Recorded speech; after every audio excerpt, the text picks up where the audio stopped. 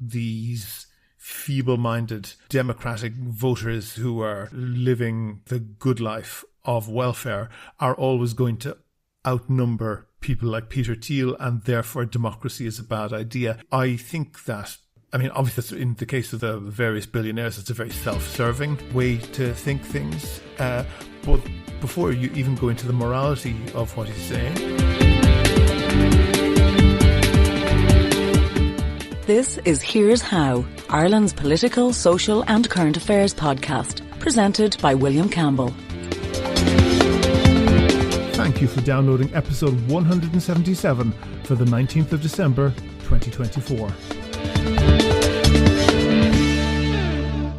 Hello and happy Christmas and happy New Year to everyone out there.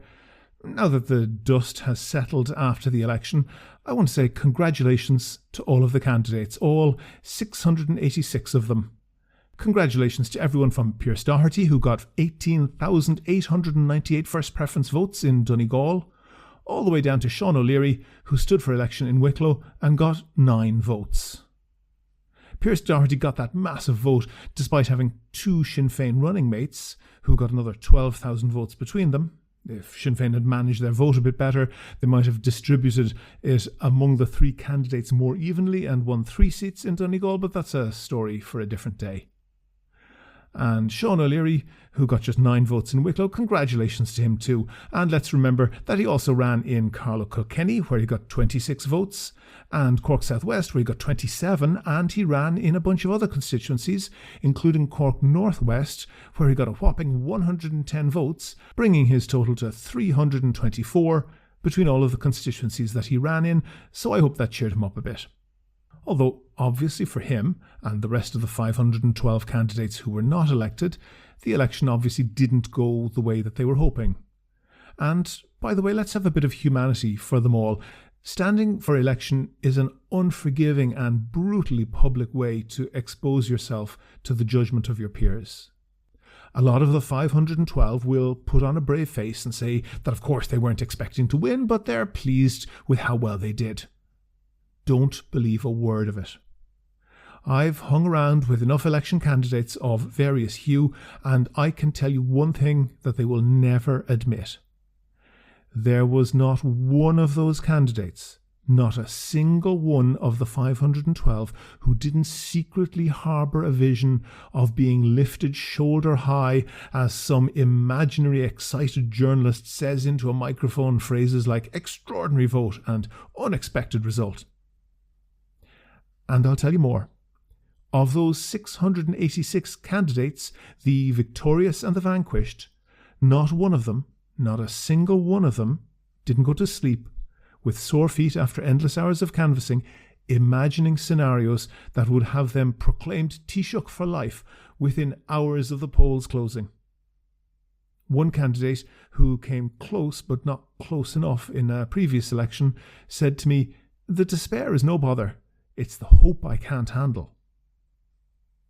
All this brought to my mind something said by Luke Ming Flanagan years ago, that if you don't like what's happening, then vote for someone who will change it, and if there's nobody on the ballot offering what you want, then run for election yourself. But, as I say, that's a difficult thing to do, and for the large majority of people who do it, it ends in humbling failure. But it's necessary for our democracy. So that's why I say congratulations to all of them, even the ones who I profoundly disagree with.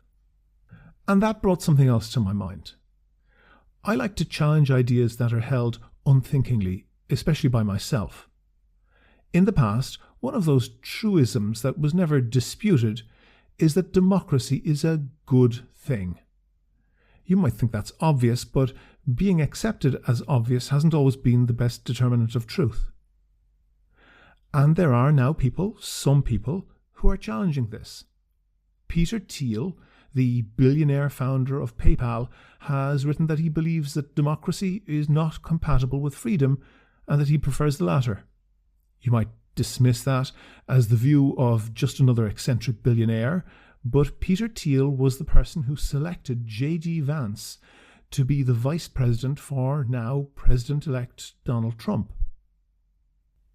there is a whole political subculture on the right that now feels emboldened to say the quiet bit out loud, particularly in the US, but not just. They don't believe in democracy. They think things will be better with some sort of strongman ruler as a benevolent dictator. Exactly how they would keep the dictator benevolent isn't quite clear, but that's not the point. The point is that there are at least some people, and some of them quite close to power, who are openly saying that they don't believe in democracy. That's quite a turnaround. Previously, people who didn't believe in democracy at least had the decency to pretend that they did. You see that even in the names of countries at the bottom of the Economist's list ranking the quality of democracies around the world. The Economist goes through dozens of questions asking whether it's possible to form a political party, stand for election, get access to the media, and many other features necessary for democracy. And they give a score for each item, and they add it all up and they see where each country ranks. Right at the bottom of the list, you'll find places like the Democratic People's Republic of Korea, the Lao People's Democratic Republic, the Democratic Republic of the Congo. These places are all brutal dictatorships, but at least they acknowledge the supremacy of the democratic ideal, even if they don't follow it. In some cases, particularly in the West, I think the feeling against democracy is a bit of a pose. It's the thing to say if you want to seem a bit edgy, like students who are Marxists one week and Maoists the next. But there can be no denying that there are now some prominent, serious people who are willing to say that they are against democracy and pay millions of dollars supporting that cause. And they're not alone in the world. I've spoken on this podcast before about the ideological network behind Vladimir Putin, and they are certainly contemptuous of democracy. That might be a hint where the others are getting, let's say, their inspiration. The general argument is that progress is hindered by the need to waste time consulting with an ignorant, fickle public, and that the productive people in society are a minority who eventually will be outvoted by others who will seize and squander the wealth created by the elite. A strong man making all the decisions is a better model, empowering a privileged caste to run society which, they think, will be better for everyone. There is also a strain of fundamentalist Islam which holds that Sharia law will produce better outcomes in this world as well as the next, and the Catholic Church supported exporting Mussolini's version of this to any country where they had influence less than a century ago. A common thread in them all is that the focus on individual rights is undermining the common good. And that's challenging. It's not hard to find examples of where major projects are blocked by seemingly trivial special interests, or where people game the democratic system to their own benefit. If you were put up to it, would you be able to argue in defense of democracy?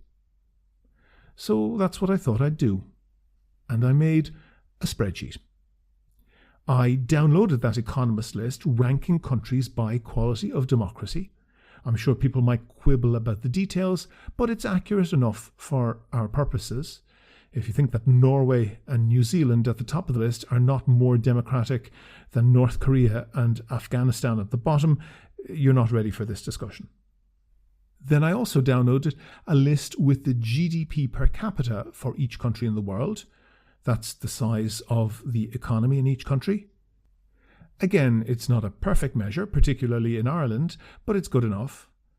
I also downloaded the Human Development Index. That's a basket of measurements, mostly focusing on education levels and the standard of living, which might be a better indicator than the actual cash figures of the GDP. And I got the Quality of Life Index, also prepared by The Economist. I recognise that both of those are a bit subjective, though only around the edges. So I also got some hard and fast figures. The life expectancy of people in each country in the world, the rate of maternal mortality, how many women die around birth, and the infant mortality rate, how many children die before their 5th birthday, and also the average height of people in each country. By then I was on a roll, so I also went and got the PISA scores. That's the International Standardized Test for Maths, Science and Reading Skills of school children. I got the Air Quality Index, the Press Freedom Index, and something called the Economic Freedom Index, which is a bit ideologically driven. It's basically a measure of free market policies. So I threw in the Good Country Index too, which attempts to measure how much each country contributes to humanity, taking in a bunch of things like scientific research, donations to charity, patents filed, and international aid. I plotted where countries ranked on each of these indices against where they ranked on the Democratic Index. And as a control, I plotted the indices against where these countries rank alphabetically and by population as well. Now, statisticians have a standardized way to calculate correlation, which basically tells you how much two different lists of statistics track each other. They do this to counter people saying, well, my granny lived to be 105 and she smoked 80 cigarettes a day.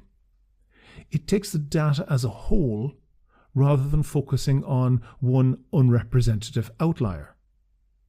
You take two lists of numbers and the correlation is expressed as a number between 0 and 1. 0 means that there's no correlation. 1 means that the two lists are identical. In the real world, a correlation of exactly 0 would almost never happen because chance would mean that some figures would be sure to line up. So it's considered that correlation below 0.1 is not statistically significant. A figure between 0.1 and 0.3 is considered weak correlation. 0.3 to 0.5 is moderate correlation, and anything over 0.5 is strong correlation. Now, correlation is not causation, but it's a good reason to suspect causation and at least investigate further. So how does democracy correlate with all of those indices? Well, first of all, I looked at the controls. Alphabetical order has a 0.03 negative correlation with a country's rank on the democracy index. That's as close to 0 as you're going to get in a data set this size. Population has a 0.14 negative correlation with democracy. That's just about statistically significant. The smaller the population, a country is very slightly more likely to be democratic. I don't know if that's a real effect or just a fluke, maybe because small European countries are more democratic and some large Asian countries are not, but there you go. But what about the real stats that I was measuring? The first one I went for was GDP, and the effect is very clear. Across 159 countries that I could get data for, GDP correlates with democracy at a rate of 0.66. That's way above the threshold of 0.5 to be considered strongly correlated. But as we know in Ireland, GDP isn't a perfect measurement. So what about HDI, the Human Development Index, that looks at things like education levels and standard of living? It correlates with democracy at 0.65, almost exactly the same as GDP. With the Quality of Life Index, it's even stronger, 0.74. Now, I have heard criticisms that these are all a bit subjective and they are measuring things that the West thinks are important. So I went for some stats that are of universal human value and much less open to manipulation. For maternal mortality, infant mortality, and life expectancy, I had data for more than 160 countries each, and they correlate with democracy at a rate of 0.55, 0.62 and 0.61, all of them well above the threshold to be considered strongly correlated. PISA is the Programme for International Student Assessment. It's very well respected. It's a way of measuring educational attainment in about 80 countries around the world. They test on maths, science and reading, and the math score correlates with democracy at a rate of over 0.49. That's just a shade below the threshold for being strongly correlated, but it officially comes in as moderately correlated. Science and reading are both strongly correlated, so the overall PISA score correlates with the democracy score at about 0.54. You might think that industry in the more economically developed democracies would not have a good impact on air quality, but actually the reverse is true. The air quality index correlates moderately with democracy at 0.44. It's no surprise that the press freedom index is powerfully correlated with democracy at 0.77, the same score as economic freedom. As I said, that last one is quite ideologically driven, but even the Good Country Index, which measures a basket of 35 things like patents filed, international aid, and other contributions to science and humanity, they are mostly measured relative to a country's GDP, by the way, so that bar is much higher for rich countries, and still, a country's place on the Good Country Index correlates strongly with their place on the Democracy Index at 0.62. And finally, democracy makes you taller.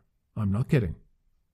I got the average adult height for 122 countries, and the rankings moderately correlate with democracy at the rate of 0.44.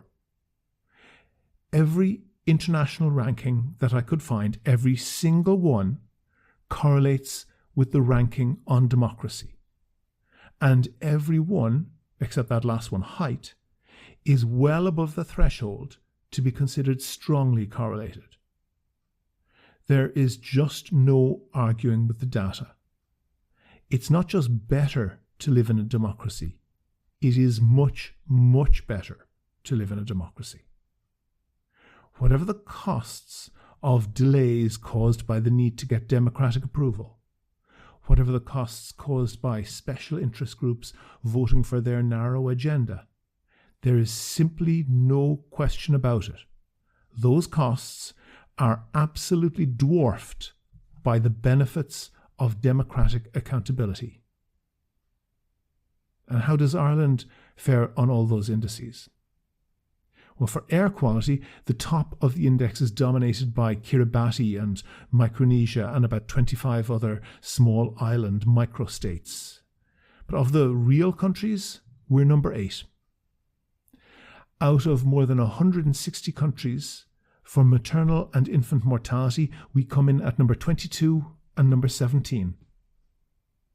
We're at number 11 on PISA Science and Maths, but we're number 2 in the world for reading, so overall score, we're 9th best in the world for that level of education.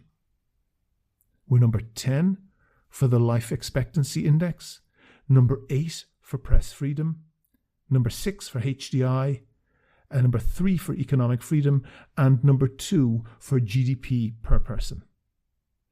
And we're number 8 on the Good Country Index. Even if those last few statistics are a bit dodgy, a bit subjective, there is absolutely no question. The broad mass of the data is clear.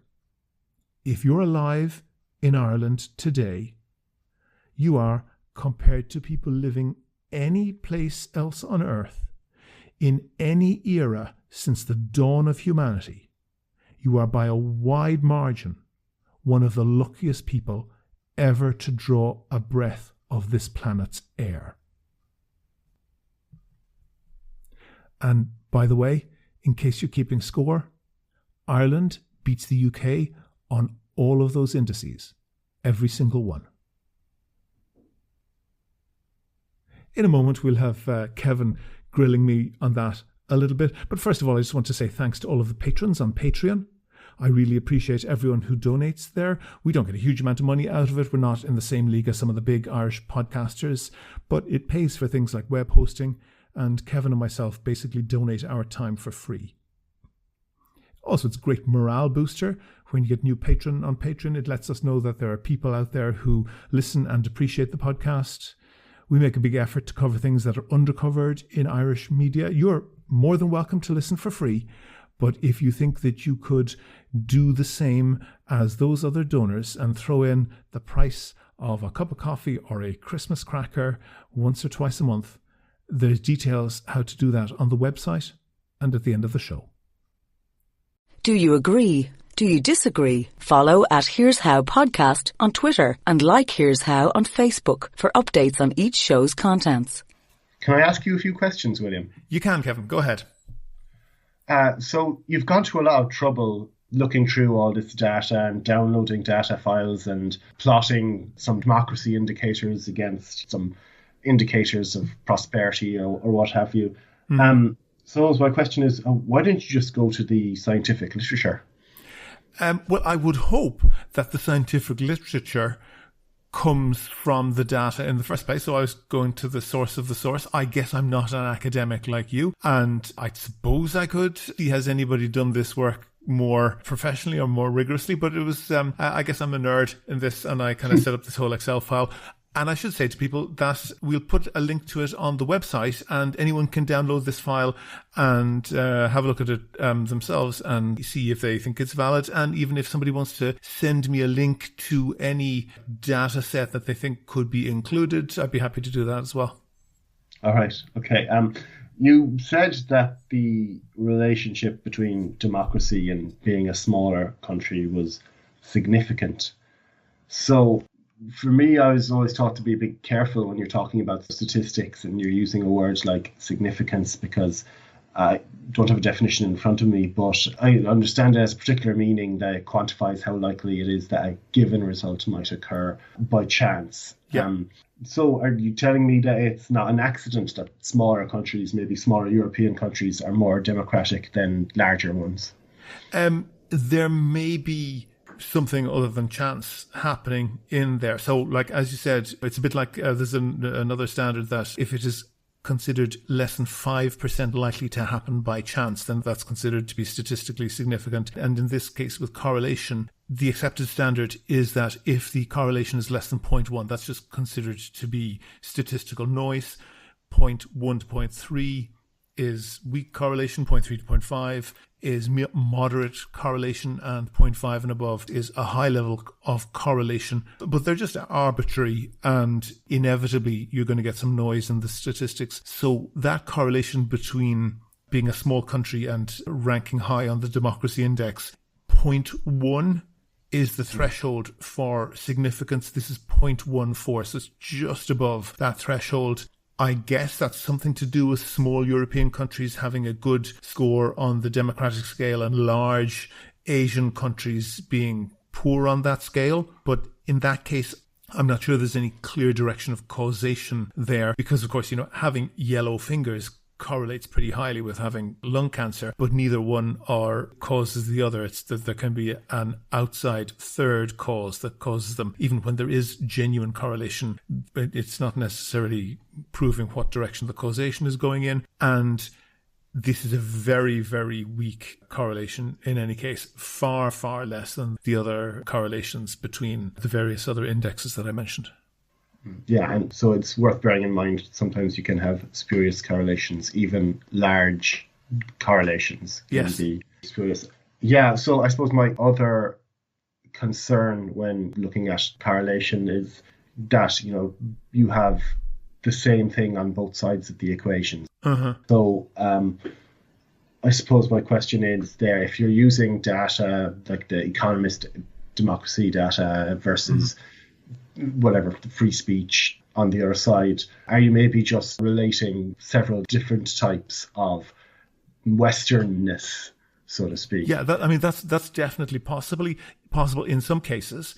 Not surprisingly, press freedom correlates very highly with democracy because to a significant extent you're measuring the same thing twice. And I got all of the indices that I could, and there's no question that a bunch of them, including, I think, the most extreme case would be economic freedom, which is really just a judgment of how capitalist a country is. There's obviously a significant element of what you're describing there. But I specifically went after other indexes which are much more universal in their value. They're not likely to be as culturally determined. In particular, infant mortality. It's not a culturally determined thing that people think that children dying is a bad thing. I think every culture in the world knows that that's not the case, and any system, any country that has a lower rate of infant mortality is obviously better than one that has a higher rate of infant mortality. And I think you can say the same with maternal mortality, with life expectation in general. And one, I think, where it's really obvious is height. Democracy correlates well with height. And I don't think that you can really argue that the connection there really has to be that democracy correlates well with well-being, which means that people get nutrition and so forth and grow to be taller. Of course, there's other noise in the figures there, and there's some racial groups that tend to be taller, all other things being equal, than others. But the stark example, which I've seen reported, is that North Korean men are now shorter on average than South Korean women. And obviously they're from the same ethnic background, so you're dealing with well-being and nutrition there, which is clearly related to democracy. Yeah, well, I'd certainly be interested in hearing the arguments of someone who thought that lower maternal mortality was a bad thing. Yeah. So maybe I want to pull you up on some stuff that's more about the way having a particular perspective might determine how you interpret threats to democracy. So you said that a common threat in all the anti-democratic arguments that you've seen is the focus on individual rights is undermining the common good, and therefore we must override those individual rights. Yeah. But the first example that you used is Peter Thiel, who is this libertarian tech billionaire. And maybe I'll be provocative and suggest that in his case and in like-minded individuals, it's the other way. And I can expand on this if you want, but their point of view is that it is the common good that is undermining the individual rights. Yeah, I mean, that particular, I don't know, thought grouping, you might call it informally, but that kind of strain of thought that you get on the internet, mostly coming from the US, but it tends to filter out to other countries as well. And it's targeting, I guess, the Democratic Party in particular, and saying that they're buying votes with welfare programs. So the Democrats in the US are letting people live high on the hog on welfare, and by that token are essentially sapping the strength and the wealth of people like Peter Thiel, and that these feeble-minded Democratic voters who are living the good life of welfare are always going to outnumber people like Peter Thiel, and therefore democracy is a bad idea. I think that, I mean, obviously in the case of the various billionaires, it's a very self-serving way to think things. But before you even go into the morality of what he's saying or go into the degree to which it is self-serving, you can just see the headline thing that he's saying, that democracy is bad for prosperity. Is that right? And if that turns out to be wrong, you don't need to get the dirt under your fingernails of the arguments of the morality of it or whatever. And this, I think, plainly shows that he's wrong. And I'm not sure, maybe somebody else will come up with a spreadsheet. I'm not sure how to do it. But I think this, as well as being done across geography, could be done across time as well. Because whether you take places like South Korea or Taiwan, which in the last 50 years were dictatorships and incredibly poor, their incredible economic advance has been very closely linked towards democratization. I'd say, you know, you can say the same thing about quite a few other countries, although you're dealing with an awful lot more variables. If you're looking at it across history, looking at it across geography, you eliminate a lot of those potentially confounding variables. So that's why I went for it. And then it's for that type of thought process that I'm trying to examine. Yeah, okay, so this talk about democracy, it comes just after we've had an election in Ireland. Yeah. The turnout was lower than it was last time around. Are you happy with the election broadly, with the results? What are your thoughts on that? I don't know if I could ever be happy with any election.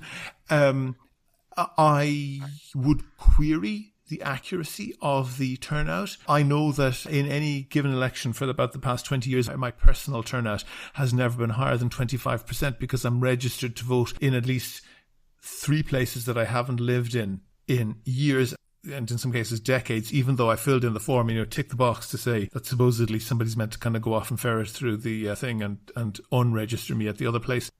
So you have potentially 3 votes. I potentially do, but I'm not going to do a Pat O'Connor, and I just don't have a huge amount of faith in that bureaucracy. So that calculation, to my mind, is very, very flawed, and I think there's an awful lot of work that needs to be done on the electoral register, but that's a whole different story.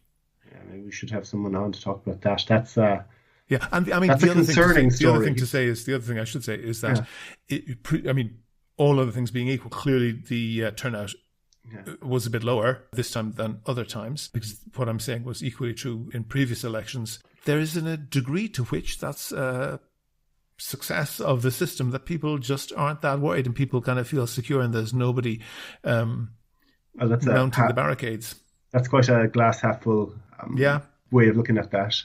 You could take the other view that it's a sign of apathy and that's not a good thing. No, that's correct. The apathy in itself is not a good thing. But if, we see people, hundreds of thousands, even millions of people taken to the streets in places like Georgia and South Korea in recent weeks, that's not apathy, but I think a lot of people there would like to have our problems.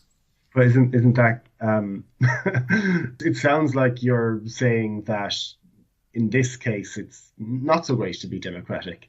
What you want is basically not having to worry about it and not participating and not being part of the conversation. Is that an uncharitable reading of what you said there? It might be. I'm just saying that I'm absolutely not advocating for people not to vote, but I'm saying that the observation that the turnout was a bit lower is probably flowing from people just not having problems that they feel the need to be very active about. I'm not advocating that they react in that way. I'm just suggesting that that's the cause of it. Okay, right. It may not be the worst problem to have. Yes. I was interested in one thing there. You said that if Sinn Féin had managed their vote a bit better in Donegal, they might have had 3 seats. Yeah. And I'm curious about the mechanics of that for Sinn Féin in Donegal or for any other party that's interested in getting 3 seats. How do you manage your vote so that you can get more seats in a constituency? Oh, okay. Well, yes, this is the thing that Pierce Doherty got just shy of 19,000 votes. That was a 5-seater constituency in Donegal. His 2 running mates got 12,000 votes between them. In the past, I've known Fianna Fáil and I think in one case the Labour Party, where they had kind of strong vote in a largish constituency, to put up billboards and go leafleting with very, very highly specific messages and essentially dividing a constituency up into maybe 3 and communicating in this area, if you support us, vote 1 this fella, 2 and 3 in a particular order, and each of those 3 candidates gets an area to be 1, 2 and 3 in. And in some cases, they've done that very successfully and flattened out the votes between a few different candidates. If Sinn Féin had managed to do that, as they have in some cases, I think in West Belfast in the Assembly elections, and they had managed to get all 3 candidates having an equal share of that huge vote, then those 3 candidates would have been the 3 poll-topping candidates, and it would have been very difficult for them not to win 3 seats. But I think Sinn Féin, in the last 2 elections now, are hitting a problem that they don't know with any certainty what level of vote that they're getting, and their candidate selection and this type of vote management strategies are very difficult to do when you do that, but that's their problem. And I guess 30 years ago they wouldn't have been getting even a fraction of the vote that they're getting now, so I guess that's a good problem for them to have as well, maybe. Yeah, well, that's all the questions I have for you, William. Thank you very much. Well, I think we should say Merry Christmas and Happy New Year to everyone. Indeed. Merry Christmas. See you all in 2025. Go to the website for sources and references from the show. And while you're there, you can like the show on Facebook. You can follow the show on Twitter @Here'sHowPodcast. And there's a link to download that Excel file that you can look at and play around with yourself. You can see all the sources that are embedded into that, and there's charts and filters and everything in there to keep the biggest nerds out there happy, at least for a little while. And I'd welcome any feedback on that, and if anybody wants to suggest any other indexes that I can put in there to compare, I'd be happy to do that. You can also get in touch if you want to suggest a guest or a topic for a future show. Thanks again to all of the patrons on Patreon. It covers the cost of keeping the podcast going. And if you could throw in a couple of euro once or twice a month, please do go and sign up at patreon.com/here'show. That link is on the website. Also there you can find out how to subscribe to the podcast for free on your computer, on your phone, or by email. All of that information is at www.here'show.ie. The Here's How podcast is produced and presented by me, William Campbell. The co-producer is Kevin Wolf. Thank you for listening.